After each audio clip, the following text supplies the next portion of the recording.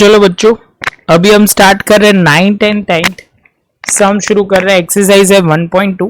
तो first of all बच्चा ये जो सम करते हैं तो इसके लिए आपको बेसिक कंसेप्ट क्लियर होंगे तो आपको कोई प्रॉब्लम नहीं आएगी। जिनको थोड़े कम क्लियर होंगे उनको बहुत सारे डाउट आएंगे। तो ऑब्वियसली आप पहले के वीडियो थोड़े प्रॉपर रिफर करके आगे बढ़ना, ऐसा नहीं कि सीधा ये देखने चालू करो तो डिस्टर्बेंस मतलब थोड़ा डिस्टर्ब हो जाओगे, क्लियर नहीं होगे कंसेप्ट। तो आपको पहले के कंसेप्ट क्लियर होना बहुत जरूरी है।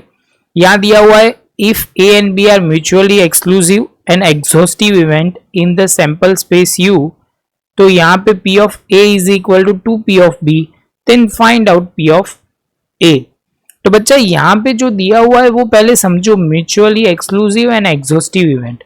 तो जब भी ऐसा दिया है तो म्यूचुअली एक्सक्लूसिव इवेंट मतलब आप बोलोगे probability of A intersection B is equal to 5 बोलोगे, और आप बोलोगे sir P of A union B is equal to 1। तो बच्चा अभी हमें यही कुछ प्रॉपर्टी का यूज करना है। तो हम बोलेंगे P of A union B is equal to 1। तो आप बोलोगे sir P of A plus P of B, intersection लिखेंगे नहीं बच्चा क्योंकि वो 5 है। तो P ऑफ A तो हमें पता है, आप बोलोगे सर P ऑफ A की जगह हम A लिखेंगे तो बच्चा A का आंसर नहीं आएगा, इसलिए हम लिखते हैं P of A is equal to 2P of B। तो आप बोलोगे सर यहाँ पे जो होगा P of A is equal two upon में 2 ले लेते हैं और P ऑफ, तो आप बोलोगे सर P ऑफ A की जगह तो P ऑफ A ही लिखना है, लेकिन आप बोलोगे सर P ऑफ B की जगह आपको लिखना है यहाँ P ऑफ B की जगह बच्चा सर क्या लिखेंगे, तो आप बोलोगे सर लिखो P ऑफ A अपॉन 2। जे बच्चा ये समझ गया तो उसका काम हो गया। एलसीएम लेना शुरू करते तो यहाँ 2 होगा, 2P of A is equal to हो जाएगा क्योंकि यहाँ एलसीएम लेंगे तो होगा कितना 1 होगा, और यहाँ पे लेंगे P of A is equal to, तो P of A is equal to यहाँ लिखेंगे 1, तो यहाँ लिखेंगे 3P of A is equal to 2, और P ऑफ A लिखोगे बच्चा यहाँ पे 2/3। क्लियर है बच्चा? जैसे 2/3 आएगा आप बोलोगे सर हमारा तो आंसर आ गया। स्टेप समझो बच्चा, सर ने स्टार्टिंग कहाँ से किया, तो आप बोलोगे सर म्यूचुअली एक्सक्लूसिव से लिया जिसमें A इंटरसेक्शन B आपने बोला 5, बाद में आपने बोला sir P of A union B और बोला हुआ है एग्जॉस्टिव इवेंट, तो आप बोलोगे सर उन दोनों सबका टोटल जो होता है वो आपको बहुत प्रॉपर लिखना है तो बच्चा ऐसे भी लिख सकते हो यूनियन, और यहाँ पे लिखोगे P of A union B is equal to 1। बस ये इतना लिख दो, स्टेप में कहीं प्रॉब्लम नहीं आएगी, शांति से प्रॉपर लिख दो बच्चा। उसके बाद 10 नंबर का सम शुरू। तो बच्चा आप बोलोगे सर यहाँ पे जो है इसको मैं इंपॉर्टेंट कैटेगरी में डालता हूँ।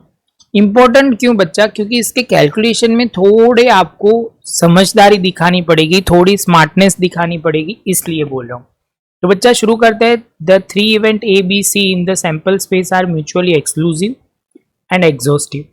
जैसे 3 इवेंट के बारे में आया तो आप बोलोगे सर इसका होगा P of A union B union C is equal to U। तो आप बोलोगे सर U मतलब sample space, P of A union B union C is equal to 1 हो जाएगा। अभी आप बोलोगे सर इसमें इंटरसेक्शन की बात करते हैं तो यहाँ पे आपको बोलना है simply P of A intersection B intersection C is equal to 5, और आपको इंडिविजुअल भी लिख सकते हो P of A intersection B is equal to 5, P of A intersection C is equal to 5, P of आप बोलोगे B intersection C is equal to 5। ये mutually exclusive event की वजह से हुआ और ये एग्जॉस्टिव इवेंट की वजह से हुआ। जैसे ये पॉइंट क्लियर होता है तो आप बोलोगे सर ये पहली लाइन तो क्लियर हो गई।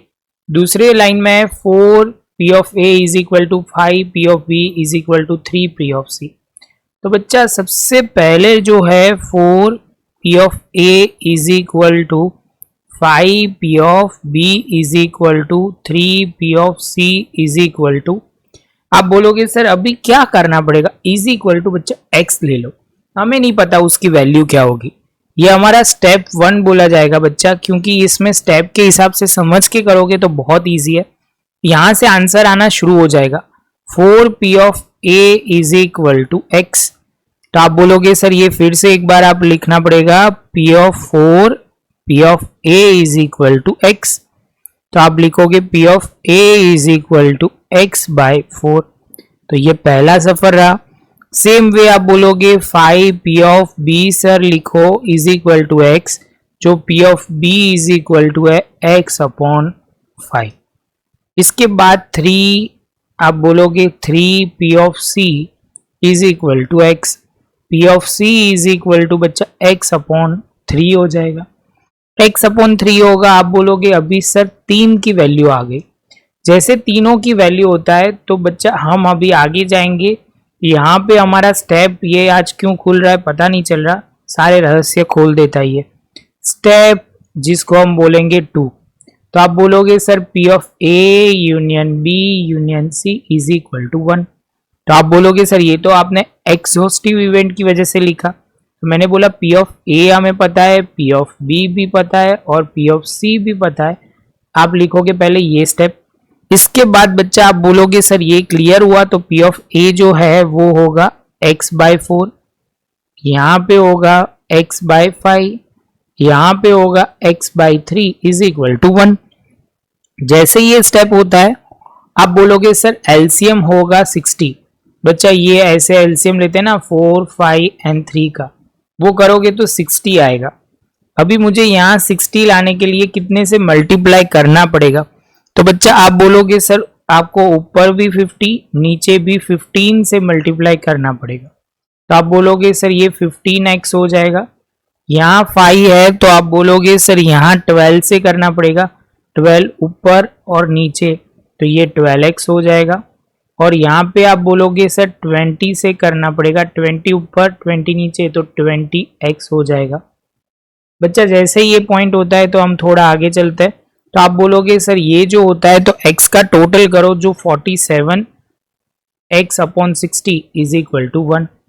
आप बोलोगे सर 47 x is equal to 60 into 1, x is equal to 60 upon 47 होगा।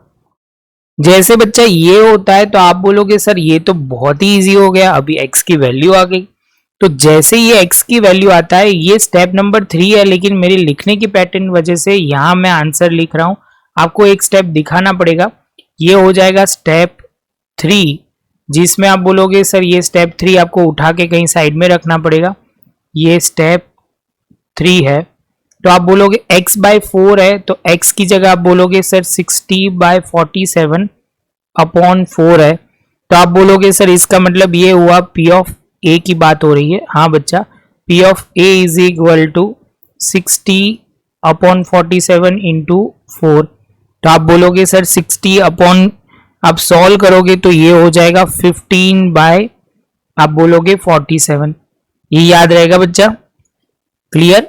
चलो अभी आप बोलोगे p ऑफ b की जगह सर फिर से x की जगह आप वैल्यू पुट करोगे 60 बाय 47 अपॉन 5। तो यहाँ पे आप बोलोगे सर 60 अपॉन 47 इंटू 5। तो आप बोलोगे फिर से सर 60 की जगह 12 कट, मतलब 5 मतलब 12 फाइजा होगा 12 अपॉन 47। ये भी हो गया बच्चा। इसके बाद आप बोलोगे सर तीसरा सफर जिसका p ऑफ c है, तो p ऑफ c है तो आप बोलोगे सर फिर से लिखो 60 बाय 47 x की जगह यहाँ पे 5।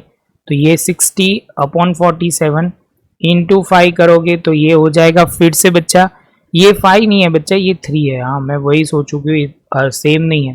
तो ये होगा 20 बाय 47। अभी बच्चा आप राजा हो गए। आप बोलोगे सर अभी तो आपको ढूंढना क्या है?